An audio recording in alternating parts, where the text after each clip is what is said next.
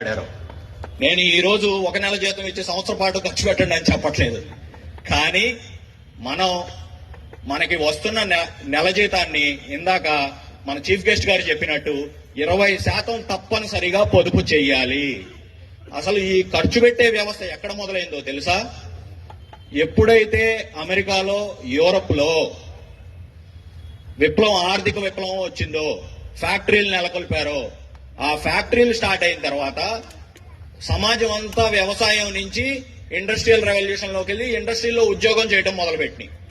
అప్పుడు ఆ ఉద్యోగం చేస్తుంటే 1వ తారీఖు జీతాలు వచ్చాయి కదా. ఆ 1వ తారీఖు జీతాలు ఖచ్చితంగా ప్రతి నెల రావడంతో ఖర్చు పెట్టడం అలవాటు చేసింది. అంటే వ్యాపారం జనాల్ని ఖర్చు పెట్టేటట్టుగా అలవాటు చేసింది. కానీ మనం ఈ రోజు గ్రహించుకోవాల్సిన విషయం ఏంటంటే, ఈ రోజుకి మన భారతదేశం చైనా లాగా అవుదాం అనుకున్నా, అమెరికా లాగా అవుదాం అనుకున్నా, యూరోప్ లాగా అవుదాం అనుకున్నా, మనం ప్రధానమంత్రి గారు ఆశించినట్టు ఈ రోజుకి వ్యవసాయం మన ప్రాథమిక వృత్తి మన దేశంలో ఉన్న జనాభాకి. అంటే మనం పొదుపు సమాజంలో ఉన్నాము. మన డబ్బుని చాలా జాగ్రత్తగా ఖర్చు పెట్టాల్సిన అవసరం ఉంది. పొదుపుకి ప్రాధాన్యత ఇవ్వండి. నేను చాలా మందిని చూస్తున్నా, కుర్రాళ్ళు ఈ మధ్యకాలం శాలరీ సర్టిఫికేట్ల కోసం, సార్ శాలరీ సర్టిఫికేట్లు ఇవ్వండి అని వస్తున్నారు.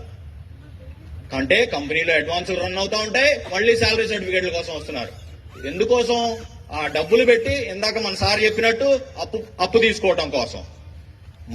మనం సంపాదించే డబ్బులో 20% మనం దాచుకుంటే అది రేపు మన కుటుంబంలో ఎమర్జెన్సీ వస్తే ఉపయోగపడుద్ది. అంతేగాని అప్పు తీసుకొని ఖర్చు పెట్టే దానికి చూడమాకండి. వాళ్ళు ఏమి ఊరికినే వదిలిపెట్టరు, లేకపోతే ఫ్రీగా మీకేం డబ్బులు ఇవ్వట్లేదు. అట్లాగే గ్యాంబ్లింగ్, ఫోన్ యాప్స్ ఇందాక సార్ మెన్షన్ చేశారు. ఈ విషయం కూడా నేను మెన్షన్ చేయదలిచాను. చాలా మంది ఫోన్ యాప్స్ లో గ్యాంబ్లింగ్ చాలా ఈజీ అయిపోయింది. దానికి లోన్ అవుతున్నారు కుర్రోళ్ళందరూ. తొందరగా ఎంతో డబ్బు సంపాదించేయచ్చు. నేను ఇక్కడ నెల మొత్తం పనిచేసి 20,000 సంపాదిస్తే అక్కడ దీంట్లో ఒక అరగంటలో ₹1,00,000 50,000 వస్తాయి అనుకుని వాటికి టెంప్ట్ అయ్యి చాలా ఇబ్బందుల్లోకి వెళ్తున్నారు. మీరు ఒకటి గుర్తుపెట్టుకోండి, నువ్వు ఖర్చు పెట్టే ప్రతి రూపాయి, నువ్వు అలా విచ్చలవిడితనంగా వాడే ప్రతి రూపాయి ఖర్చు పెట్టే ముందు నీ కుటుంబాన్ని గుర్తు చేసుకోండి. అది చాలా అవసరం. Thank you so much.